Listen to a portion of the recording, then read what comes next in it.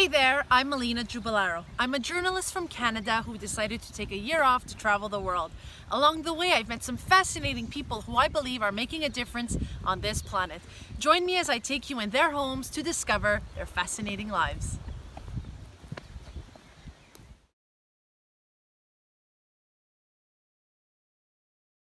Mystic Wood New Zealand Native Tree Nursery is located in Rangiora, which is on the South Island of New Zealand.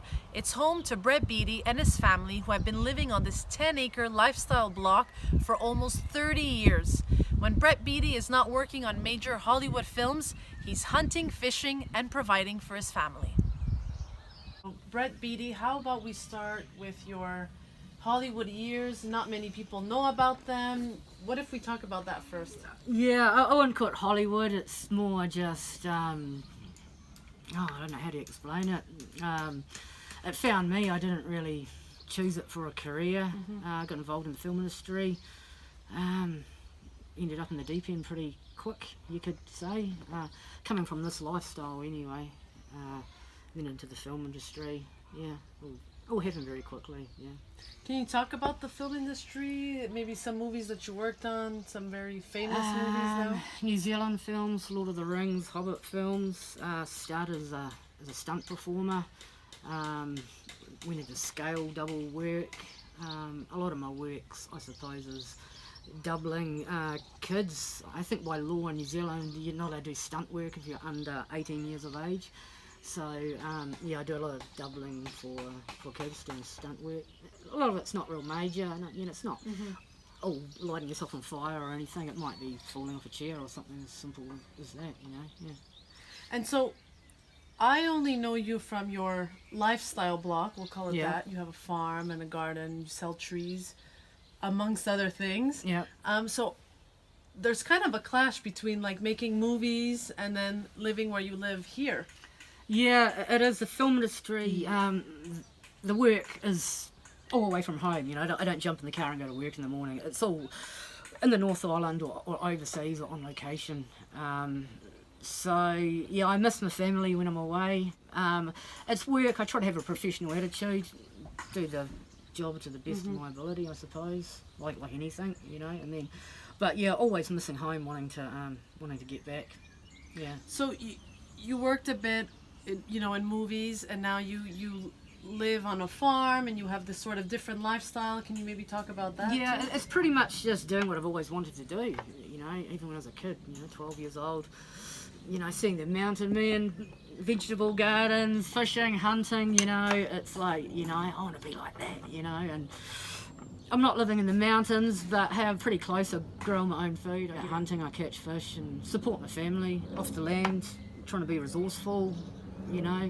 You ever be resourceful and live off the land and, try to provide for your family, or you go get a job, and get involved in the system and the trap that goes with it sometimes, yeah. So you live here and it's not your typical 9-to-5 job. I mean, you work probably more than 8 hours a day. Oh, I do, but if I want to sleep in, I can. If I'm exhausted from the previous day, I can. It's all about being self-motivated. I've got the potential to fail like anyone. I've got 4 kids and a family, so that's my motivation or my drive, I suppose. But if I don't be motivated, keep moving, get the jobs out of the way, it can be stressful, and like I say, have the potential to fail and not pay the mortgage and things like other people, yeah. So we call that a lifestyle block. Maybe explain kind of what it is. So you have some sheep, you have some... Yeah, I've sheep, more to feed the family. I do home kills. I treat it sort of like the vegetable garden, it's just providing for my family what I can.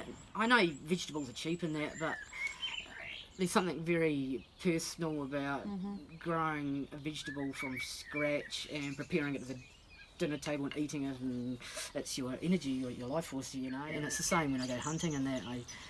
I just treat it, it's very personal. You put it in your mouth, you chew it up and you eat it, it keeps you alive. So I try to keep the earth and the soil as clean as I can, because in turn it goes into our food. And and it's just the same with hunting. The animals, I try to do it as best and as cleanly as I can, humanely, the whole butchering side and everything. It's a technique like anything. Yeah, you get good at it the more you do. Yeah, self-taught. You know. Yeah, you learned everything yourself. Yeah, so. even sharpening this chainsaw, no one's ever shown me how to do it, but I've made a lot of mistakes and now I've sorted it out. 15 years later. Yeah. You also have this cottage where I have the privilege of sleeping in for the next few days. Yeah. You basically built that yourself too. Yeah, with help from friends as well. It was just, like I say, being resourceful at the time. I needed a roof. Never really been into paying rent. I'd probably rather live in a tent down the riverbed. You know, you got to get ahead. So I built a cottage, a shack, which you guys are in. Yeah. All by hand. I mean, you just... Yeah, by hand, but being resourceful, not spending money. There's a bit of an illusion there going on sometimes that you have to spend a lot of money to get a roof off of your head or to feed yourself properly or be nutritious. It's not true. There's other ways to go about things, you know. It's all about a few simple things in life to keep yourself happy in your well-being, you know. Shelter, food, keep yourself happy, have fun, you know, positive attitude, you know. For me, it's trying to provide the food, nice clean food, the lifestyle, yeah, freedom, yeah, having freedom is probably the best commodity a human being can have, I think, over monetary gain or anything, you know. A lot of rich people have a lot of money, but they're tied down, they don't have their freedom, they're not happy, so, yeah. And so, building that cottage, I mean, you lived there with three of your kids, right? Yeah, the wife, Esther, I have... Yeah, 3 kids, so there's a family of 5 in there for nearly 9 years. 3 of my children were born in the cottage, home births, under candlelight, so I don't just sharpen chainsaws, I'm quite good at the childbirth. You've done quite a few things, yeah. Yeah, no, as for, you know, our kids were born in the shack.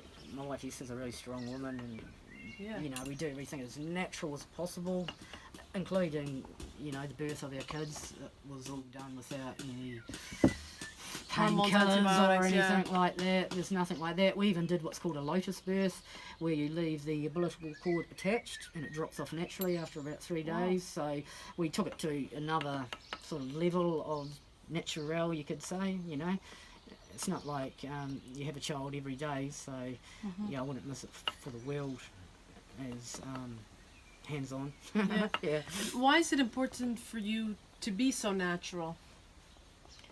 I mean, it's my person, it's who I am, but it's, I don't know, just the society and the busy cities and the pollution and what's happening to the world, it just makes me sad, to tell you the truth, you know, it really does. So I suppose I've stepped back a bit, where I feel a wee bit more in control, surrounded myself by trees, sort of stay in the middle of the nucleus, leave when I have to.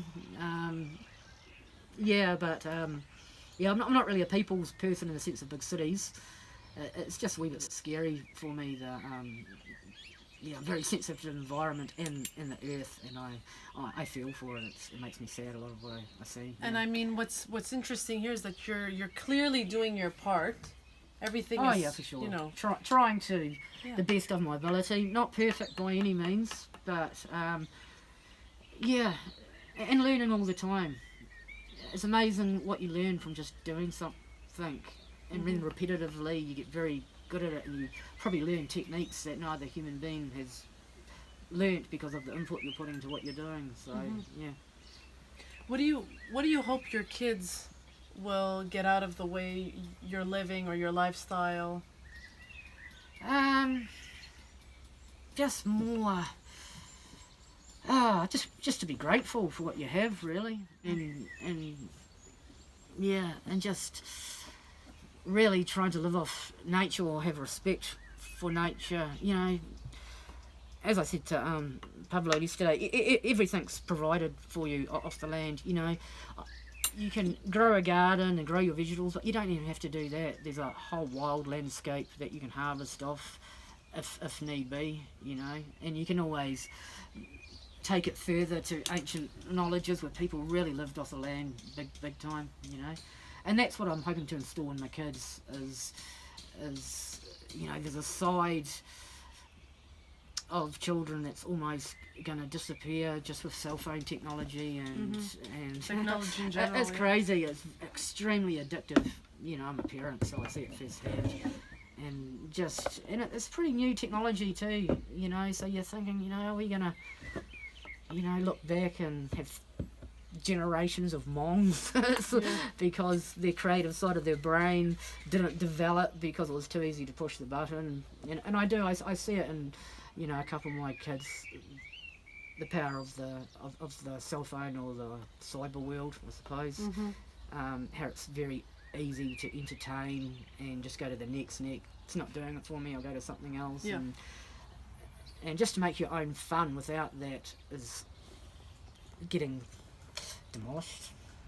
So just getting closer to nature and appreciating what you have, and and getting skilled at other things like the archery and the horse riding. You know, you've seen my daughter ride, and just around the animals, and just getting in tune with your senses and different times of the day. Just nature in general.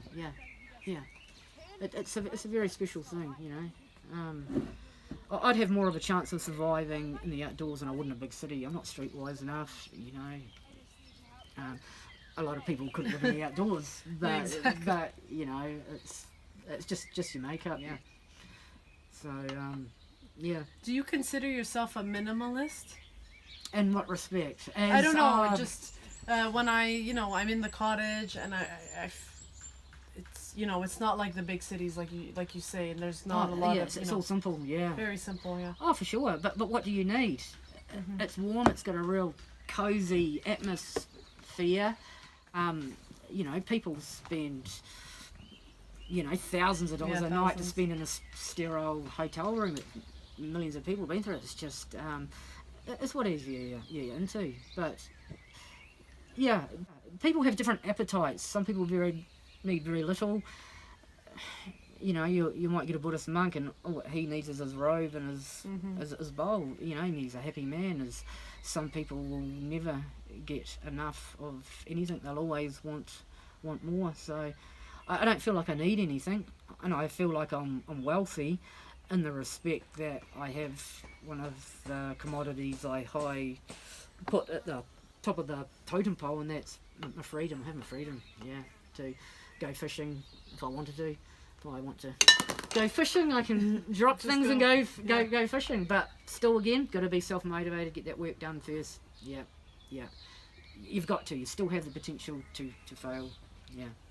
So you got to get stuff done. Think ahead. Always think ahead. You know, especially when you've got kids and children, you've always got to be 2 weeks ahead. Wow. To make those bills meet and all the rest of it. That's amazing. Well, thank you so much for your time. You're welcome. You're Thank you for your time. Thank you. Thanks, guys.